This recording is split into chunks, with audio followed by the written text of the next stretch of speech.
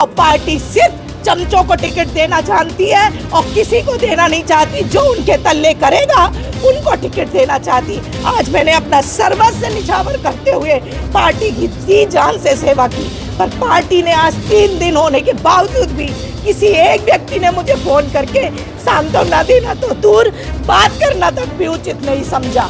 तो इस पार्टी को मैं बिल्कुल नहीं मानती। आज मैं इस पार्टी को छोड़ना चाहती हूँ और छोड़ती हूँ। नमस्कार, तस्वीरें आप देख सकते हैं निस्सिंग के संगम पैलेस की है और बीजेपी में महिला मोर्चा की उपाध्यक्ष मीना चौहान के तमाम समर्थक यहां पर इकट्ठा हुए हैं। आप देख सकते हैं फिलहाल कोई बड़ा फैसला लिया जा सकता है और इसके साथ साथ जिस तरीके से जो है उन्होंने नाराजगी जाहिर की है, लगातार उन्हें टिकट नहीं मिलती है, 2024 में भी उनका नाम नहीं आता, उसको लेकर एक मीटिंग यहाँ पर बुलाई गई है। फिलहाल उनसे बात। नीलोखेड़ी विधानसभा के निस्सिंग से ये तस्वीरें हैं। मीना चौहान बीजेपी की महिला मोर्चा की उपाध्यक्ष रही और फिलहाल आप देख सकते हैं कि उन्हें दुख जरूर है कि उन्हें टिकट नहीं मिलती है। आज देख सकते हैं निस्सिंग में एक बड़ी मीटिंग बुलाई गई है जिसमें फिलहाल बातचीत करने की कोशिश करेंगे। सबका बड़ा आभार व्यक्त करती हूँ और अपने समर्थकों का बहुत दिल से धन्यवाद करती हूँ कि आज उन्होंने अपने सभी कार्यकर्ता इकट्ठा होकर यहाँ पे एकत्रित हुए हैं और मुझे आह्वान किया था उन्होंने सबने कि हम सब यहाँ एकत्रित हो रहे हैं, मैडम आप यहाँ पे आइए और हमसे बातचीत कीजिए। क्योंकि 2-3 दिन हो गए थे, कोई फ़ोन पे मेरे पास बहुत सारे कॉल्स आ रहे थे, कार्यकर्ता भी परेशान हो रहा था। तो फिर मैंने इनके अनुरोध पे मैं आज यहाँ पे उपस्थित हुई हूँ। आपका डिसीजन क्या है मैम? देखिए, मेरा डिसीज़न तो मैं यही कहना चाहूँगी कि 2014 में मैंने काम किया भारतीय जनता पार्टी के लिए, 2019 में मैंने काम किया भारतीय जनता पार्टी के लिए और 2024 में वजनदारी के साथ, दमदारी के साथ काम किया। और मुझे नहीं लगता आज मेरे सारे समर्थक यहाँ पे मौजूद हैं और मैंने बिल्कुल ग्राउंड लेवल पर जाके कार्यकर्ताओं के साथ काम किया। पार्टी संगठन ने जो आदेश दिया उसको मैंने धरातल पे उतारने का काम किया, जो पार्टी की रीति नीतियाँ थी उनको उतारने का काम किया। पर जब 2014 में मेरा नाम आया तब भी मुझे समझ में नहीं आया कि क्यों नहीं आया, चलिए उतार दिया। 2019 में जब नाम आया तो भी चलो किसी वजह से, क्या वजह रही, मैंने सोचा शायद मेरी कार्यशैली में कुछ कमी रह गई हो, पर 2019 में मैंने उसे बढ़ चढ़ कर काम किया।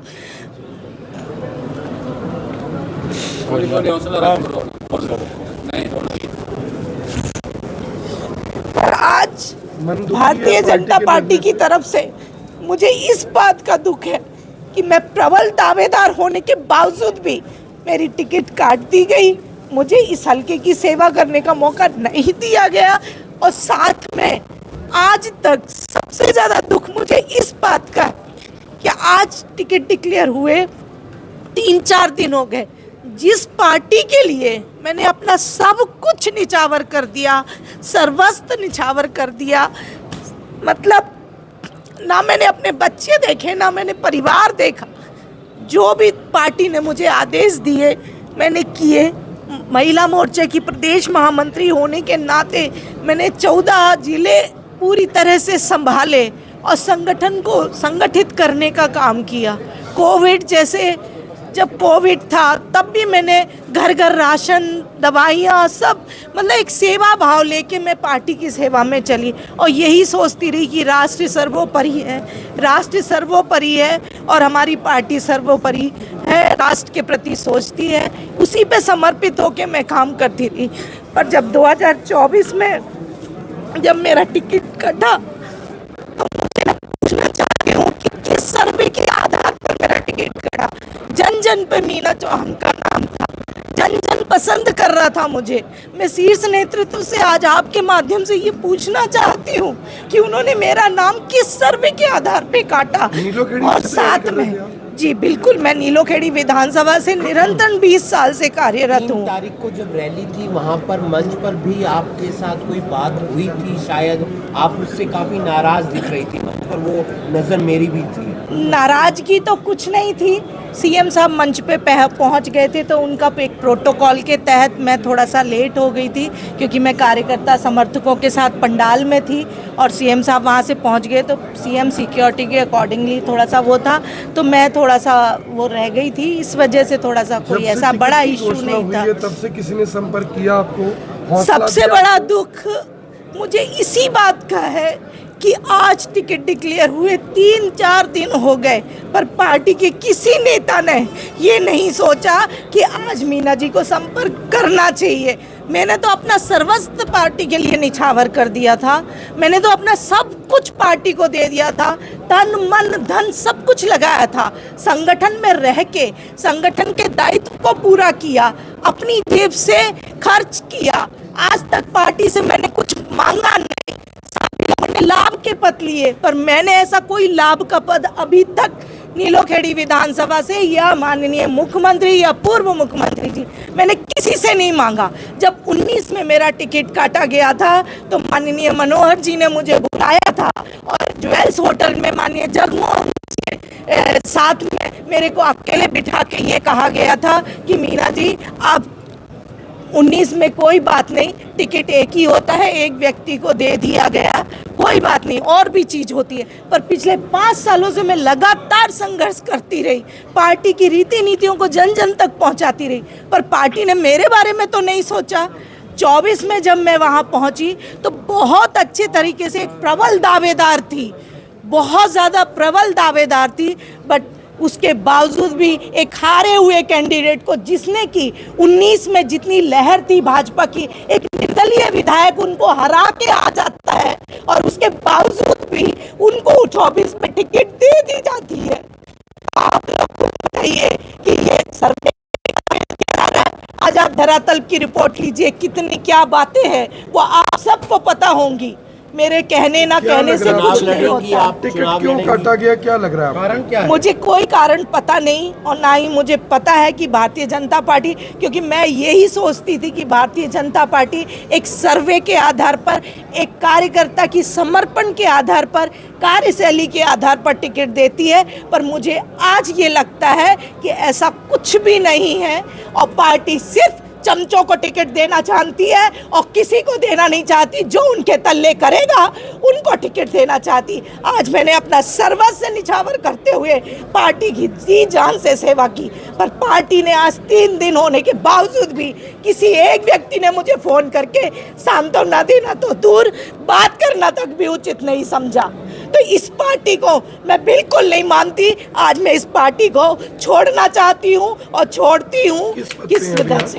मैं महिला मोर्चा की प्रदेश उपाध्यक्ष हूँ और मैं आजाद का तो ऐसा है कि देखिए मेरे जो समर्थक हैं, अभी मेरी उनसे बात नहीं हुई है। अभी मेरे समर्थक आपके सामने बैठे हुए हैं, आज इन्होंने मेहनत करके यहाँ पे इकट्ठे हुए हैं सारे लोग, तो इनके सुझाव और इनके सुझाव के बाद मेरे समाज में बैठ के अगर आप कहते हैं तो आजाद लड़ेंगे। यदि समर्थक मेरे सजेस्ट करते हैं और मेरा समाज मुझे कहता है तो सोचूंगी फिर इस बारे में। अगर आप आजाद भी नहीं लड़ते हैं तो किसका समर्थन करेंगे, कैसे? अभी ऐसा कुछ नहीं बता सकती मैं कि क्या करूंगी क्या नहीं करूंगी। आने वाले 1-2 दिन में आप लोग को पूरा पार्टी में छोड़ रही हूँ। आज के बाद मेरा पार्टी से कोई लेना देना नहीं, क्योंकि जिस पार्टी के लिए मैंने बिल्कुल बहुत दुख के साथ मैं ये छोड़ना चाह रही हूँ, क्योंकि पार्टी की सोच के साथ मैं जुड़ी थी, पर अब मुझे ये महसूस होता है कि पार्टी मुझे कुछ भी, जिसने टिकट देने के बाद तक 3-4 दिन तक हो खबरबाड़ी ना ली हो अपने कार्यकर्ता की, तो ऐसी पार्टी में काम करने का क्या मतलब निकलता? लगता है बीजेपी ने महिलाओं के लिए इस बार नहीं सोचा, टिकटों में सिर्फ बहुत कम नाम सामने आए।